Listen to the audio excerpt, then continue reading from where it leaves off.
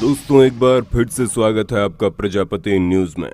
क्या वाकई हमारा देश बिक चुका है?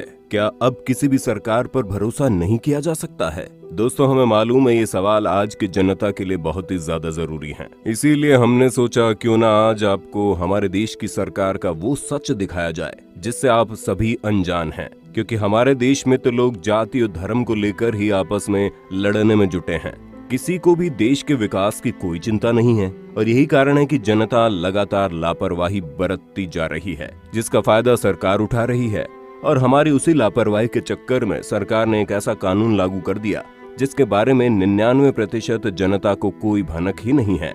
अब वो कानून क्या है, इसे जानने के लिए मेरे यानी अपने दोस्त विशाल प्रजापति के साथ वीडियो के बिल्कुल अंत तक बने रहिए। नोटबंदी, जीएसटी और राष्ट्रभक्ति जैसी चीजों में जनता को इतना उलझा दिया गया कि इसी बीच हमारे देश की मौजूदा सरकार ने एक ऐसा कानून लागू कर दिया है जिसके बारे में देश की जनता को कोई अंदाजा ही नहीं है और ना ही किसी को पता चल पाया कि ये कब और क्यों हुआ। पर दोस्तों, चिंता मत कीजिए, क्योंकि इस वीडियो में आपको इस नए नियम और कानून की पूरी जानकारी मिलने वाली है और कैसे कानून देश की जनता को सीधा असर करेगा, इसका पता भी आपको इसी वीडियो में चलेगा। दोस्तों, क्या कभी आपने ये सोचने की कोशिश की है कि सरकार चुनाव में जो दिल खोलकर पैसा लुटाती है वो आखिर आता कहां से है?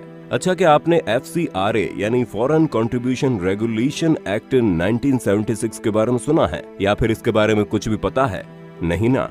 अरे पता कैसे चलेगा? हमारे देश की सरकार जनता को इसके बारे में पता ही नहीं लगने देती, क्योंकि यही वो कानून है जो अब तक इन पार्टियों पर विदेशी चंदा लेने पर प्रतिबंध लगाए हुए था।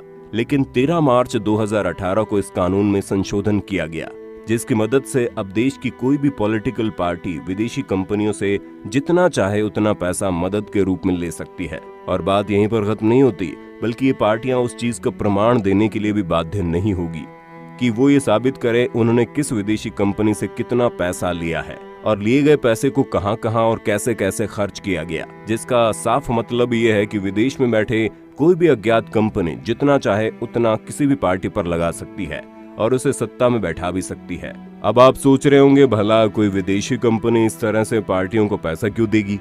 तो जाहिर सी बात है, जो बड़ी बड़ी कंपनियां गंजे को कंघी तक बेच सकती है वो बिना मतलब से हमारे देश की पॉलिटिकल पार्टीज के ऊपर खर्चा नहीं करेंगी। तो दोस्तों, इन कंपनियों का देश की पॉलिटिकल पार्टीज को चंदा देने का सिर्फ एक ही कारण है और वो है देश के मार्केट में अपनी पकड़ बनाना।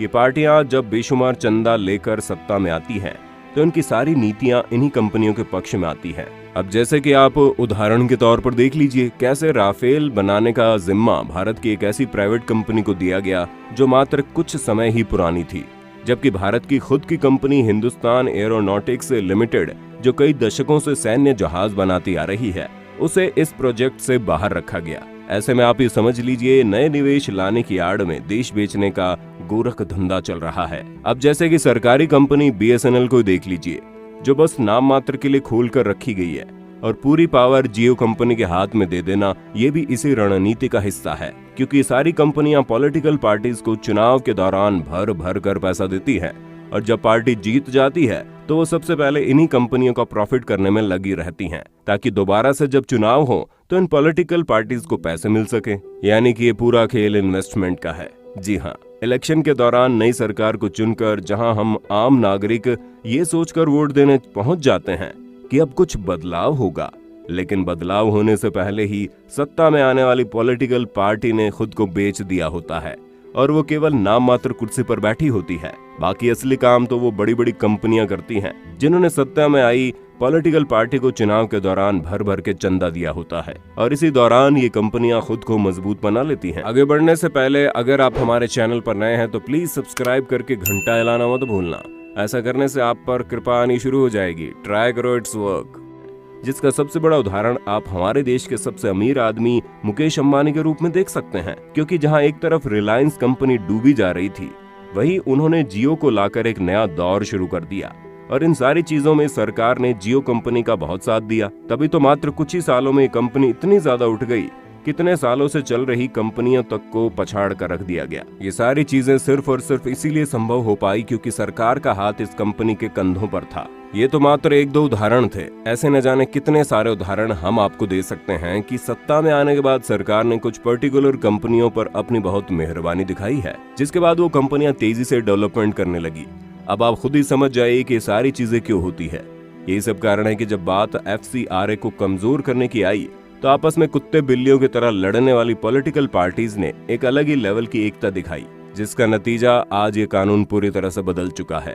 और अब इसमें जितने भी बदलाव किए गए हैं वो हर पॉलिटिकल पार्टी के फायदे का सौदा साबित हो रहा है, जिसके चक्कर में पॉलिटिकल पार्टी सत्ता में आने से पहले ही देश में कौन सी कंपनी को कितना ज्यादा ऊपर उठाना है इसका निर्णय लेती है, जो सरासर गलत है। क्योंकि अगर देखा जाए तो एक हिसाब से ये देश की जनता के साथ धोखाधड़ी ही है, जहां अगर टेक्निकल तौर पर देखें तो देश हमारे वोटों से चुनी गई सरकार के द्वारा नहीं चलाया जाता, बल्कि उनके पीछे बैठे बड़े बड़े बिजनेसमैन देश को चला रहे होते हैं, जो अपने फायदे के हिसाब से नए नए नियम कानून लागू करते हैं और फिर आम जनता को उसका भुगतान करना पड़ता है। जिसका अंदाजा आप इसी बात से लगा सकते हैं कि हमारे देश में लगातार महंगाई बढ़ रही है, रुपयों की कीमत लगातार घट रही है, और ये सब कुछ इसलिए हो रहा है क्योंकि हमारे देश में सरकार को जनता से कोई लेना देना नहीं है, उसे तो अपनी जेबें भरने से मतलब है।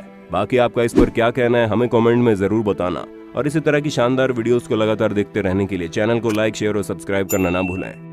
दोस्तों, आपकी स्क्रीन पे 2 और वीडियोस दिख रही हैं, जिसे देखने के लिए आप इस स्क्रीन पर क्लिक करें।